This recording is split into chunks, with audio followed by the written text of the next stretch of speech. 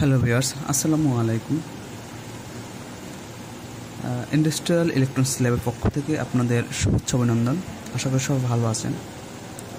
প্রিয় শিক্ষার্থী বন্ধুরা, আপনারা অবশ্যই অবগত আছেন আমরা ইন্ডাস্ট্রিয়াল লেভেলের সব ধরনের ইলেকট্রনিক্স সার্কিট রিপেয়ারিংয়ের ক্লাস আমরা আমাদের ইউটিউব চ্যানেলে আপলোড করে থাকি। তো আজকে একটি ক্লাস নিয়ে হাজির হলাম আপনাদের কাছে। তো শিক্ষার্থী বন্ধুরা, আপনারা যদি কোনো সার্কিটের প্রবলেমে পড়েন, সার্কিট নিয়ে যদি কোনো প্রবলেম থাকে আপনাদের, যে কোনো ইরোর নিয়ে, কোনো সেকশন নিয়ে, অর্থাৎ টোটাল ইন্ডাস্ট্রিয়াল লেভেলের যত ধরনের সার্কিট আছে, আপনারা অবশ্যই আমাকে কমেন্ট করে জানাবেন। ইনশাল্লাহ আমরা আপনাদের এই কমেন্টের ভিত্তিতে ওই ধরনের ক্লাস দেওয়ার চেষ্টা করব। তো প্রিয় শিক্ষার্থী বন্ধুরা, যারা আমার চ্যানেলের একেবারে নতুন ভিউয়ার্স আছেন তাদেরকে অভিনন্দন, আর যারা আমার পুরাতন বন্ধুরা আছেন তাদেরকে অভিনন্দন। আপনারা অবশ্যই সাপোর্ট করলে আমরা আরও সামনের দিকে আগাতে পারবো। আমরা আরও সুন্দর সুন্দর ক্লাস, অর্থাৎ আরও গুরুত্বপূর্ণ ক্লাস আপনাদের সামনে হাজির করতে পারবো ইনশাল্লাহ।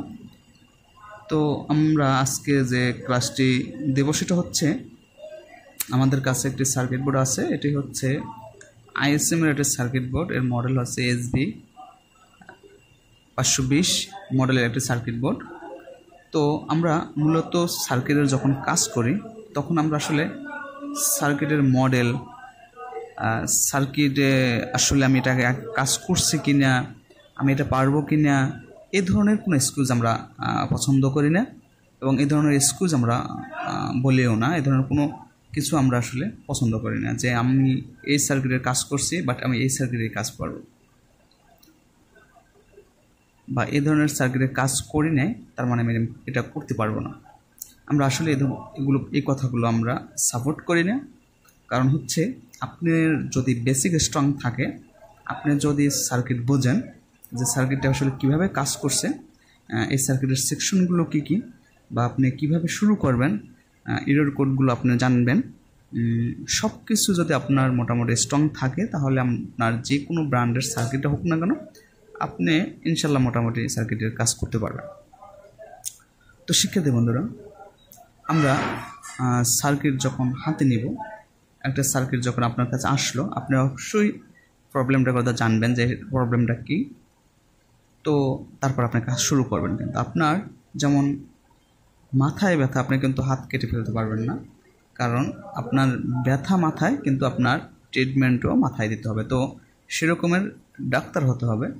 তো ডক্টর হতে হলে অবশ্যই আপনাকে একটু পরিশ্রম করতে হবে, সার্কিটে কাজ করতে হলে অবশ্যই পরিশ্রম করতে হবে, এবং এর পিছনে সময় দিতে হবে, সময় ব্যবহার করতে হবে, এবং একটু পড়াশোনা করতে হবে, সার্কিট নিয়ে একটু ঘাটাঘাটি করতে হবে। ইনশাল্লাহ আপনি রিপেয়ারিংয়ে সফল হবেন, আমি আশা করি। তো শিক্ষার্থী বন্ধুরা, আমরা একটা সার্কিট যখন কাজ শুরু করি তখন আমরা এর ইরর লিস্ট দেখি, বা এর প্রবলেমটা কী এটা জানি আগে। ধরেন আপনার সার্কিটের প্রবলেম রয়েছে, আপনার সার্কিট শর্ট সার্কিট, মানে এই সার্কিটটা আপনার শর্ট সার্কিট ছিল, এটার এই ফিউজটা কেটে যেত, এখানের ফিউজটা কেটে যেত। তো শিক্ষার্থী বন্ধুরা, যদি আমার এখানের ফিউজটা কেটে যায়, এবং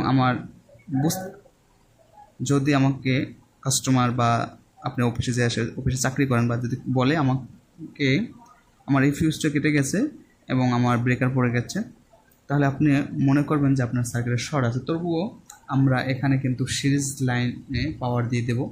পাওয়ারে দিয়ে কিন্তু আমরা দেখতে পারবো যে আসলে ওর কথাটা কতটা সত্যতা আছে। পাওয়ার দিয়ে দেখবো যে আমাদের সিরিজ ল্যাম্প জ্বলতে আছে, তাহলে আমরা ভাববো যে সার্কিট শর্ট আছে। তো শিক্ষার্থী বন্ধুরা, আমাদের ফিউজটা যখন কেটে গেছে, তাহলে আমরা বুঝতে পারি যে এখানে ফিউজটা কাটছে, তার মানে আমার ফিউজ ছাড়া যখন আমরা পাওয়ার দেব, তখন কিন্তু আমার এখানে, অর্থাৎ এই সাইডে আমার পাওয়ার আসে কিনা, বা এই সাইডে আমার কোনো শর্ট আছে কিনা, এটা কিন্তু আপনি চেক করতে পারবেন ফিউজ ছাড়া। ফিউজ ছাড়া দিলে আপনার এই সেকশনে আর কোনো ভোল্টেজ যাবে না, আপনার থাকবে এর ভিতরে সীমাবদ্ধ থাকবে। অর্থাৎ আপনি ফিউজটা ফেলে দিয়ে আপনি পাওয়ার দেবেন সিরিজে, কিন্তু ডাইরেক্ট না। আমরা যখন সার্কিটে কাজ করি অবশ্যই আমরা সিরিজ লাইন ব্যবহার করব, ডাইরেক্ট না। এই কথাটা আমি বারবার বলতেছি, আপনারা অবশ্যই লক্ষ্য রাখবেন। সিরিজে কিন্তু আমরা পাওয়ার দেব, ডাইরেক্ট দেব না।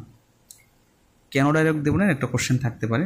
যদি আপনার সার্কিটে শর্ট সার্কিট থাকে, যদি আপনি সার্কিট ডাইরেক্ট পাওয়ার দেন, হয়তো বা সার্কিট ফেটে যাবে, সার্কিট ধ্বংস হয়ে যাবে, নয়তো আপনার সার্কিট ব্রেকার পুড়ে যাবে, হ্যাঁ, ফায়ার করতে পারে, এ ধরনের প্রবলেম হতে পারে। তো আমরা সিরিজে যদি পাওয়ার দিই, নো টেনশন, আপনার সার্কিট শর্ট আছে, আপনার সিরিজ ল্যাম্প জ্বলবে, আপনি বুঝতে পারবেন যে আপনার সার্কিট শর্ট আছে।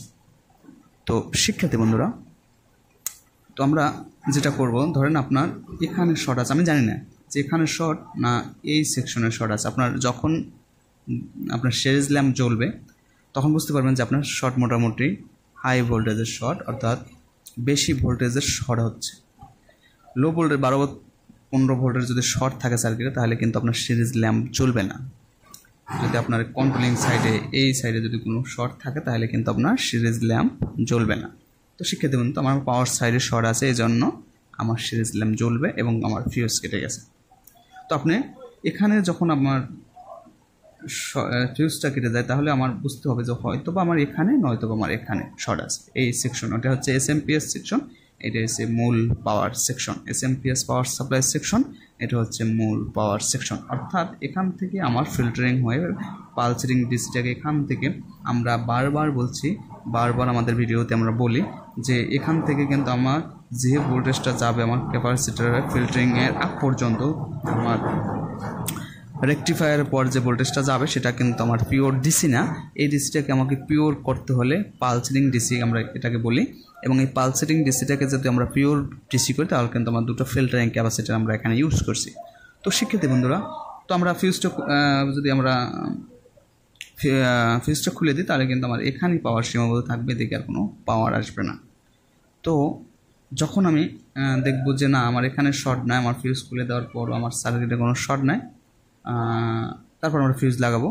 কারণ আমার শর্ট সার্কিট কিনা আমি আগে চেক করব, কারণ আপনাকে বলে গেল একজন যে শর্ট সার্কিট, আপনি কীভাবে বুঝবেন? তো আপনাকে অবশ্যই টেস্ট করতে হবে। চেক করার পরে আপনি দেখবেন যে আবার ফিউজটা কেটে গেছে এবং সিরিজ ল্যাম্প জ্বলতেছে, বা ফিউজ কাটে নাই, সিরিজ ল্যাম্প জ্বলতেছে, তাহলে আপনি কনফার্ম ভেবে নেবেন যে আপনার এখানেই সার্কিট শর্ট আছে। তো শিক্ষার্থী বন্ধুরা, আমরা সার্কিট আসলে রিপেয়ারিং করে ফেলছি, কারণ আমরা ফাইন্ড আউট না করে আমরা আসলে ওভাবে ক্লাস দিতে পারি না, কারণ সময়ের ব্যাপার আছে। আপনি ফাইন্ড আউট করতে গেলেন, টাইমের ব্যাপার আছে, এগুলো আসলে ভিডিও এরকম করা যায় না। যখন আমরা দেখলাম যে আমাদের সিরিজ ল্যাম্প জ্বলতে আছে, ফিউজ কেটে যাওয়ার পর বা ফিউজ লাগিয়ে আমরা যখন পাওয়ার দিলাম, দেখলাম যে আমার সিরিজ ল্যাম্প জ্বলতে আছে, এবং আমি ফিউজ খুলে দেখলাম যে আমাদের সিরিজ ল্যাম্প জ্বলে না। তার মানে আমরা ভাবলাম যে এই সাইডে আমাদের কোনো শর্ট নেই, এখানে আমার হাত দেওয়ার দরকার নেই।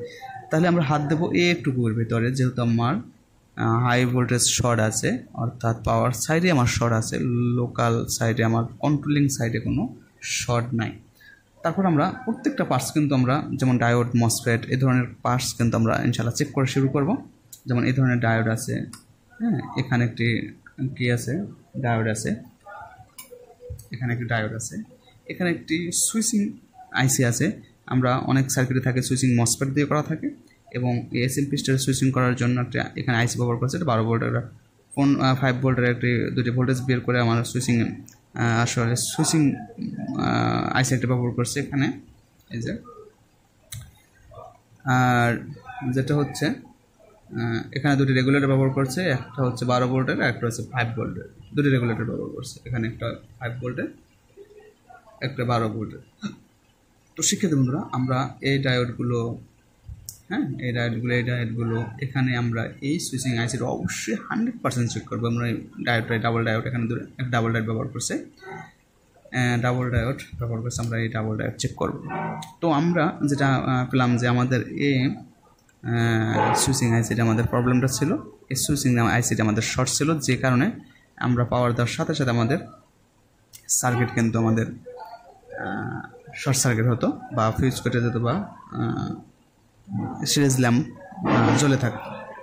তো সেক্ষেত্রে বন্ধুরা, এই সার্কিট দেখতে অনেক বড় হলো, বা যে কোনো সার্কিট আপনি যখন কাজ করবেন তখন আপনার কাছে অনেক ক্রিটিক্যাল মনে হলো। আপনি যদি বেসিক স্ট্রং থাকে, আপনি যদি প্রত্যেকটা সার্কিটের আমরা খুব সহজে নিয়ে নেব, সেকশনগুলো ভাগ করলে আমরা সব তাড়াতাড়ি সহজে নেব। তো শিক্ষিত বন্ধুরা, আজকে এ পর্যন্তই। সবাই ভালো থাকবেন, সুস্থ থাকবেন। আল্লাহ হাফেজ।